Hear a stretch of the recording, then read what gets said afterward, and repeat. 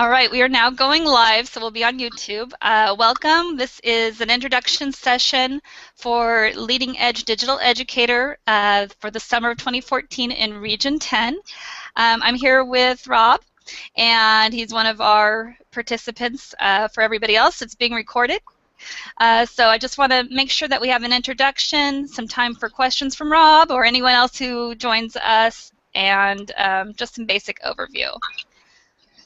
Great. So let me go ahead and share my screen. This will take a moment probably to come up. All right. Rob, are you seeing that?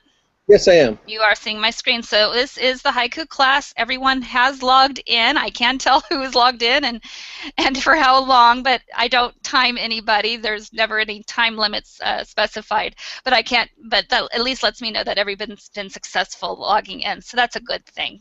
So welcome, everyone. I just want to take a few moments, talk about what the Digital Educator class is all about, and go over the class. A lot of it's meant to be self-explanatory, but that doesn't mean we don't have questions. And I just want to let you know you guys can ask me questions at any time through the haiku system. So let me make this screen a little bit larger so I can actually access the controls. Well, all right. So Leading Edge for the Digital Educator is actually one of the newer Leading Edge certifications brought to you by the Leading Edge Alliance. This is a group of nonprofits and educational organizations which include CUE, CTAP, and other entities from around the country that have come together to put together professional development certifications for both classroom teachers and online and blended teachers and even administrators. So we'll talk about that in a moment. So what we'll do here in the next few minutes is we'll talk about the different certifications that are available and what the objectives are, but we'll really spend most of our time talking about the Digital Educator certification. And we'll talk about what the program both is and is not, because sometimes you get a lot more hearing about what that you won't be getting from the program, and to lead to our understanding. Expectations and timelines. We already know that this is an 8-week class. So just again, there are 3 different on Leading Edge certifications. Many of you emailed with me asking questions about those. The first one, a lot of times you'll hear people say, hey, I'm Leading Edge certified. Well, for the first year there was only one certification, and that was for the online and blended teacher. So the people who took it in the first year, that was what they had taken. We then added Leading Edge for the administrator, which is a lot like the AB 430 program. And right now, if anyone is interested in that, we are referring people here in Region 10 to the TCAL program. So let me know if you have any interest there. What are we here for, though, today? We're here to talk about Leading Edge for the Digital Educator. This certification is all about teachers who want to be in a regular classroom setting, but use more digital enhancements to their both the teaching and learning programs. It's based on the NETs from ISTE and incorporates Common Core state standards, and for those now bringing in the Next Generation Science Standards, or NGSS, you're also welcome to bring those into your lesson plans that you will be writing each module. So this is really about effective utilization of technology learning opportunities. We talk about, teachers being able to utilize technology, but we really want to focus on students, having the technology in the hands of students, which I know you guys are doing. I'm just going to keep on going here, Rob, because, yeah. So let's start talking about what the program is not. We're going to be using a lot of Web 2.0 tools in this program. You'll be incorporating things, so students will actually be creating products using multimedia, Web 2.0 tools, and such. But this class is not a step-by-step technology guide. We don't have step-by-step technology tutorials. They can be found all over the internet. Typing in Google what you need to do, that's how I survive my day. So we don't have those. It's really about that integration. It's also not that Web 2.0 guide. You'll learn a lot of new technologies, and I encourage you to stretch and use a tool that's new to you and to learn, but you'll learn mostly by exploration and not, direct instruction through this. So Rob, I'm sure you've already read that the workload is expected to be about 60 hours total. I know it says 45 to 60, but I can tell you, at least when I took the class, I would say more like 60. Okay.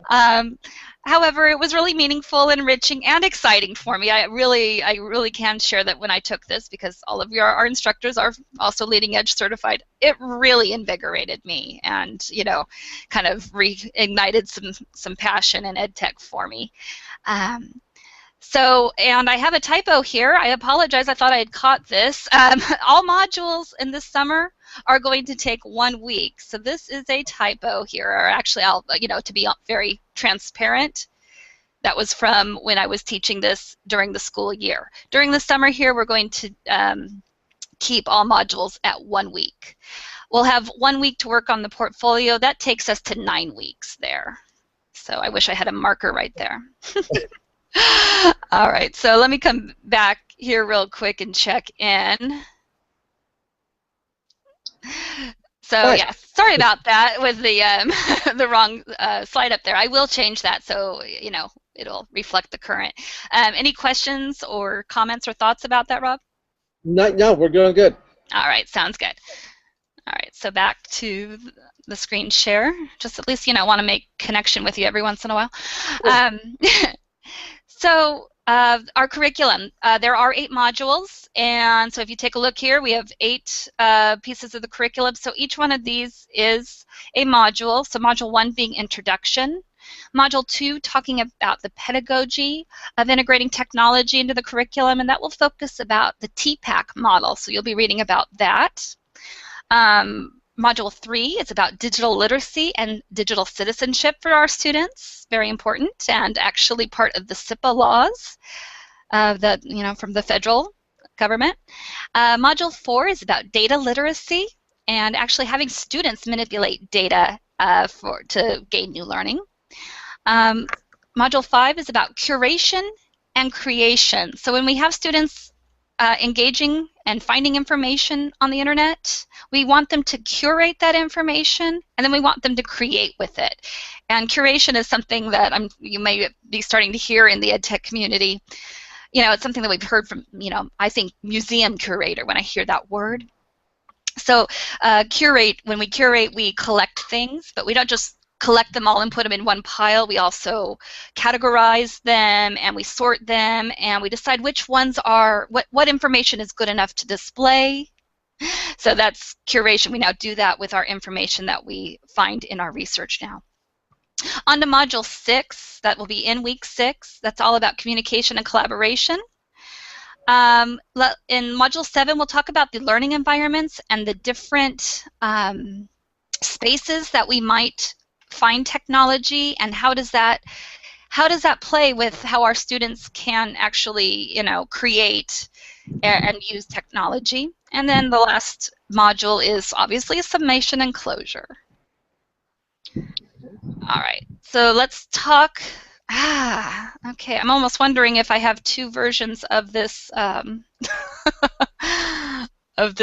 presentation now, because I know I switched this one. So on the fly,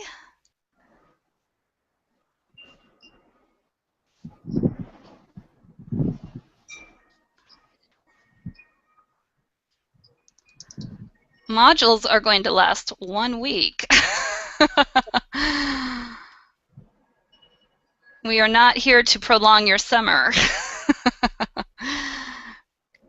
All right, so let me come back and reshare that. All right.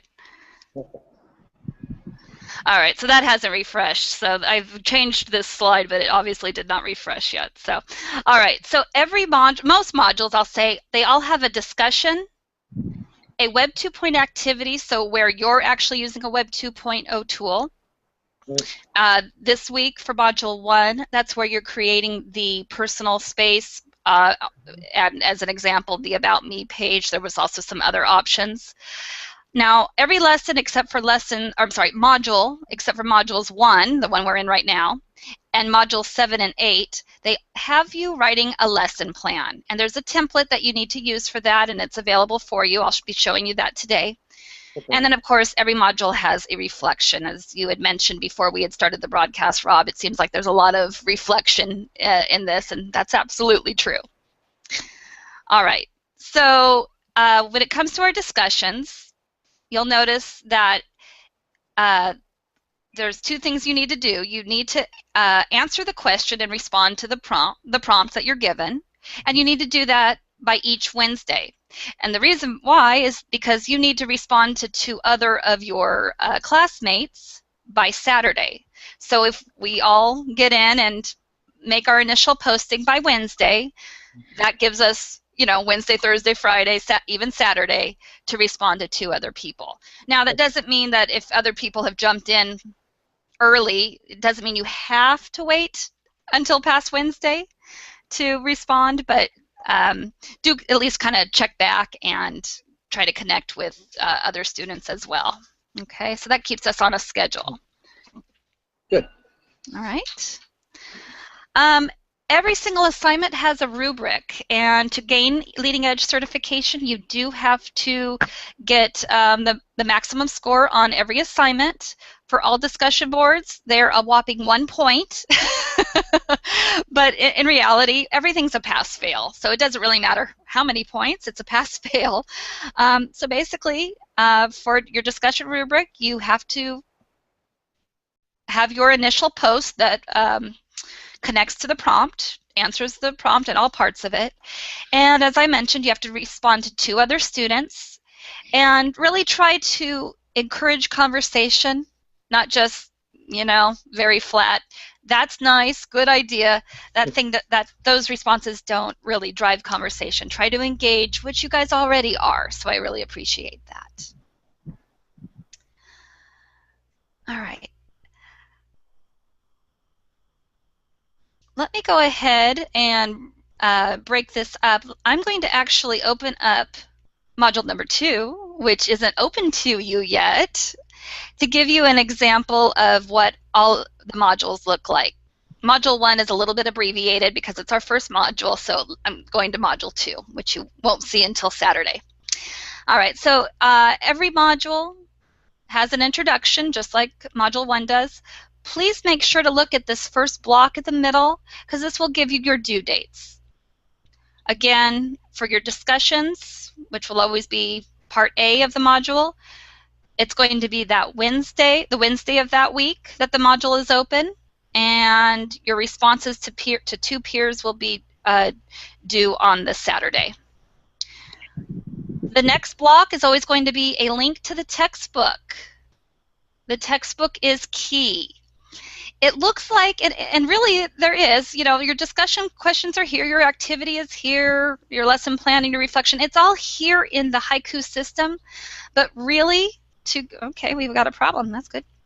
That's not a problem. I won't have a problem. Okay, it will just reload. All right. It's really imperative that you always click and start on the textbook. And as you've probably already noticed, if you've entered our textbook, once you get in here, you can sneak ahead and look ahead. I don't know about you guys, but I never had time to sneak ahead, even though I thought it would have been nice, but I never had an opportunity to. But don't worry, we're not hiding it from you. So for each module here, you do need to read the textbook, and they are more than 1 page long. So this is the introduction. I then need to come back up to the navigation and click on part 2A. There's more than just the discussion prompt. There's more to the textbook. So you might need more input before actually coming back to the Haiku system and posting your response. So when I come back to here, come back to the Haiku system, I scroll down to 2A and click here to actually start the discussion and to enter my prompt. All right, so let me come back to our welcome page. and continue on. That's all I want to say about discussions, unless there are any questions.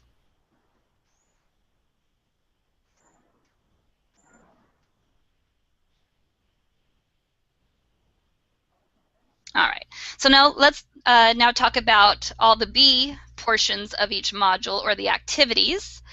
Every week there's going to be an activity, and you'll be using different Web 2.0 tools. When it comes to Web 2.0 tools, you'll probably have to create an account. I do promise that we have, the curriculum committee has designed this so everything is a free account.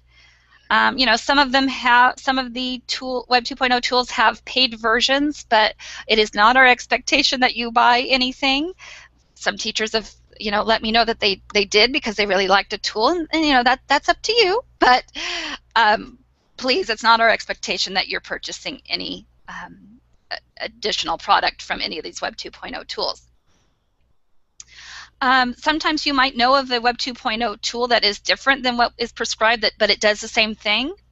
Just ask me, and I'm happy to let you try that out. And all the activities are going to be due on Saturday, as you're going to see everything else is. So jumping back to Module 2 as an example, don't forget, in the textbook, you'll need to go to Part 2B for the activity, and to read and get some other input, including video, to learn about, and here's an article in this textbook. So you have some more things to read about before you just dive into the activity. But once you're ready to do that, you'll come back to the Haiku system, go over the activity, create whatever it is, and all the activities are turned in via what's called a wiki project. So you'll open this up, find your name, and start the wiki site. I'll begin this for Zelda. By the way, Zelda's student is a fake student. So I have somebody's account to test it out as. All right, so this is where I would turn in my wiki project. I'm going to actually add a content block, and let's say I have a web link here to turn in.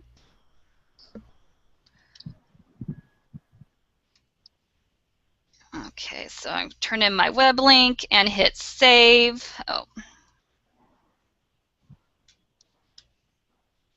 Tell me that I can't have my title blank. All right, let me scoot that over, and now I've turned in a link to my assignment over on Google+. One thing to know, that when you are using these Web 2.0 tools, please, please, please make sure that if there's settings in it, that you have it set to public viewing, that anyone with the link can view it. It's really, truly important. Let's see. Let me go ahead and continue to move on. I won't move back to the presentation right now. I don't want to take time navigating that. And I want to talk about the lesson plans. Again, there isn't a lesson plan for you to write in Module 1, but there is in Modules 2, 3, 4, 5, and 6. 7 and 8, we'll take a break. No more lesson plans there either. You're going to find that the lesson plans, we are going to use a template. I'll show you that in a moment. The template was created by Ramsey Masalam, so a big name in the ed tech world and really respectful. And I think it's a rather friendly template to use. One thing that it calls for is a student sample. We do require that not only that this is a lesson plan, but you'll see right here in the title, it is a sample of student work. Now, I'm pretty sure that none of us are on a year-round schedule. We don't have students to actually do this. So what I'm going to be asking you to do is to create a student exemplar, meaning that you create the student sample and you would use it as an exemplar for what you would expect your students to do once you actually do teach that lesson. We do want you to be able to teach that lesson, but again, during the summer, we don't really have that as an opportunity. Once again, coming back to the textbook, you would need to go to 2C and read the textbook first. In this case, there isn't a lot of text there. You're to design a lesson plan that meets a particular criteria. Do please pay attention to that criteria. And you are supposed to use the lesson plan template. I had mentioned that everything is a pass-fail. When it comes to this is the big portfolio assignment, the lesson plan is. So the lesson plan is on a rubric score of 3, 2, or 1. Now really, it's still pass-fail because you have to score a 3. If there's something missing that doesn't score your lesson plan at a 3, don't worry. I let you know. You add it. You get a 3 later. No worries. There's an infinite amount of redos here. So let's take a look at the lesson plan template. It is written in Google Docs. I had mentioned that in the email that I really suggest that you get used to using Google Docs if you're not already. Take a look and feel free to ask me questions if you don't find tutorials that that aren't very comfortable for you.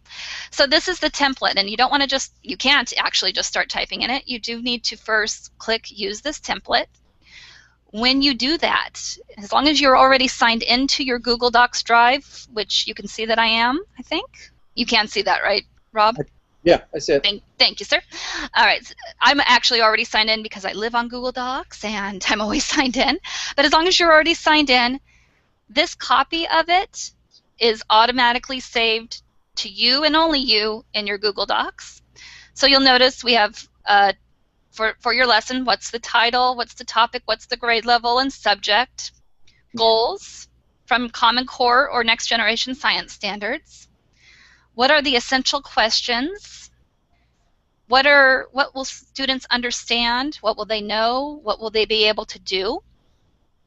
You will need to connect these to NETS standards, and there's a link right here to the NETS standards. Now, you don't have to list 40 different NETS standards for students, whichever ones, 2, 3, 4, 5 of them, maybe 10, whatever seems to work, just list them here.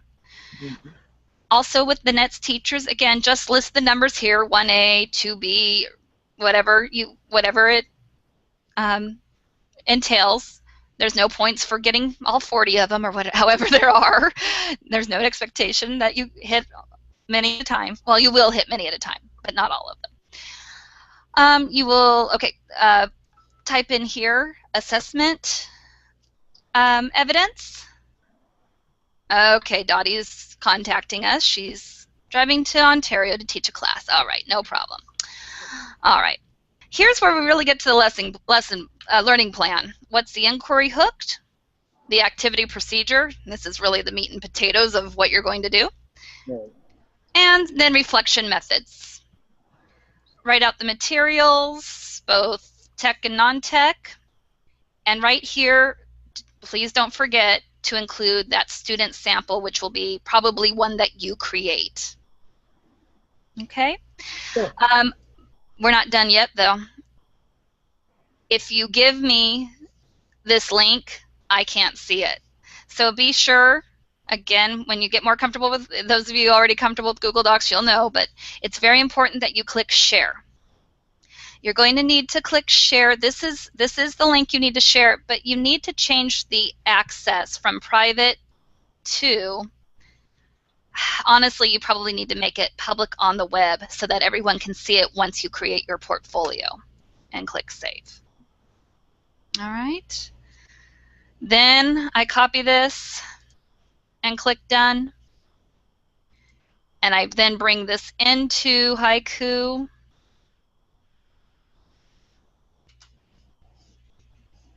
And of course, this one isn't open yet, but I would paste this into my discussion board and turn it in. All right. The last type of assignment for most of the modules, actually for every single module, is a reflection. A few paragraphs responding to the prompt. The difference between the reflection and the discussion board is that, between this and the discussion board is that on the discussion, we do have an expectation that you engage in discourse and actually discuss and respond to others and have conversation. On the reflection, although you guys may comment to each other, there's no expectation that you do. So it's just kind of a reflecting type of question. Again, you might respond to each other, but you do not have to. Let me come back over to the Hangout. Stop screen sharing for just a moment. Okay, so that didn't come into group chat. I did get a message from Dottie, so I will respond to her in a little bit to let her know, no worries. She's driving right now. I have done a Google Hangout while driving, and I do not recommend it. All right. Yeah. So this will be kind of the pattern for each and every one of the modules. Let's come back to the front page and finish up, and let's see if there's anything else that I need to mention. You will notice that on each page, on each module, so I guess I do need to go back to one of the modules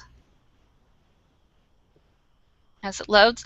You're going to notice on each module that there is a link to the rubrics. So please, please, please make sure the rubrics are actually rather streamlined, maybe even simple, but simple very refreshingly so. They're very straightforward, and I think pretty easy to make sure that you get full credit. And again, if there's anything missing ever, I'll just let you know, and we'll fix it and make sure that you end up with full credit for everything. All right, so back to the welcome page. Let's finish this up.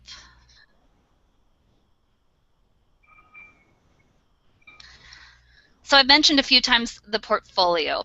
After all of our modules are through, you will assemble a portfolio. But the good news is that by the time you're ready to assemble your portfolio, everything will be ready and everything will be done. All of your assignments will be done. It will just be assembling each and every one of your assignments into we'll use Google Sites to create a website, and you'll pull in your activity, your lesson plan, the reflection, and create it into on a template that's already made. You just have to create it. We'll do another webinar, or I'll do instructions to make sure that everyone's comfortable with that. Your portfolio will be reviewed by 3 educators, one of them being me. And not only is there a link to an example in this presentation, but here on the welcome page in Haiku, I want to show you over here on the right-hand side 2 of my colleagues. Here are their example portfolios. And so you'll notice if I click on Sandy Somera's introduction, her digital presence activity is here. That's a screenshot of her About Me page. And she's copied and pasted her reflection right here onto this page 1. Same thing for page 2. Here's the activity that she completed for page 2. Here's the lesson plan with a link to the student example. My trackpad's going crazy on me. So with a link to her student sample, so you can see all of that, and a copy and paste of her reflection. So again, that last little bit there of creating the portfolio is really just kind of compiling everything you've already done. It's actually rather satisfying, kind of taking a look at all the wonderful things you've done and the fact that it's all created. So we've taken a look at the class, and everyone has gotten in. Usually at this time I'd take some time to make sure that everyone's gotten in, but again, I can tell already that everyone's in. So let me come back out of screen share. Okay. Well, first of all, Rob, kind of feels like I've been talking at myself for a while. So any questions? And it's okay if you think you've got it for now. I think I had some. You answered them in the presentation. Oh, okay, fantastic. Good to know. Good to know. I will fix that presentation, and I hope that if anyone sees where it says modules are 2 weeks, they will hear me say that it is incorrect, but I will change that so we won't freak anyone else out besides me. So that was weird. So yeah, let me head back over to the Haiku class one last time. Again, sample portfolios. I always like to have an idea of where I'm going. Mhm. Also, these sample portfolios, I'll keep them here for you. Sandy Somera and Kathy Resnichek let me do that. Somewhere around here, I think I even have a link to my portfolio, but I don't want you to think that I don't want anyone to think that I hold the exemplar of portfolios. Let's see, what did I want to be sure to show you just now? Oh, a great resource is if you're sitting there thinking, gee, I really want to know what is meant in this lesson plan template by some of these things. Take a look at an example portfolio and see what others have done. And very much most importantly, going back to haiku, taking a look up here at top, you have some different controls. One of them being connect. Under connect, you'll see inbox. This can serve, and you can already see I've had some people use this. You can write emails in the system, and right now I know that you can write them to me. I will check to see what class settings I set this up to see if you guys can contact each other, because I actually think that's a nice thing to do, that you guys could connect in a more personal way besides just the discussion boards. One thing I want to mention about the calendar is, some things that actually frustrate me a little bit with the calendar. You're going to notice that, right here on the 14th, this Saturday, I see 2C, 2A, 2D. My gut would tell me, oh my gosh, 2C, 2A, 2D is all due, and that's not actually true. If I hover over it, it shows me that 2C, 2A, 2D actually all open on the 14th.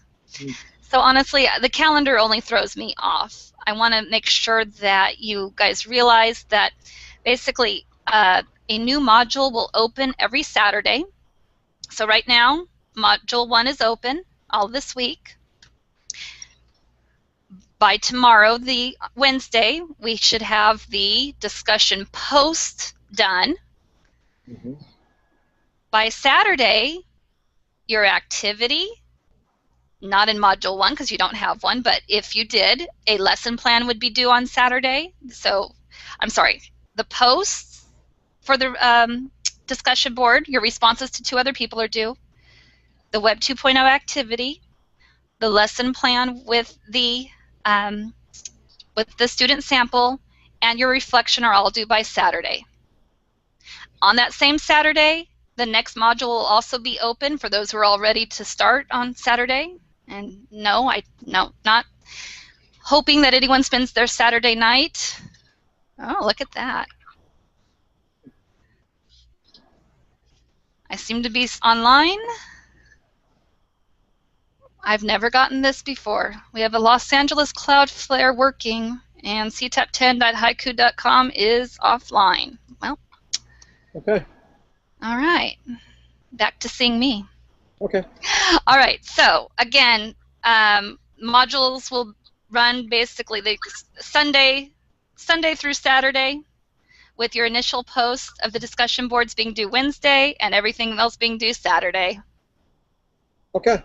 If something's going on, just let me know. Meaning, if you need extra time, just let me know. I'll work with you. Great. Okay. So, yeah. I think we've covered the most major things, I hope. And for everybody, if you watched through this, you know how to I hope you know how to get into contact with me. You saw me go to the inbox. You can get a hold of me there. You should have my CTAP10 email address. That's jthomas@ctap10.org. You probably also have my Gmail account. All of these are perfectly fine ways to get a hold of me. So I'll see everyone online, and I'm going to stop the broadcast, and then I'll say goodbye to you, Rob, okay? Okay. All right. Thanks, everyone.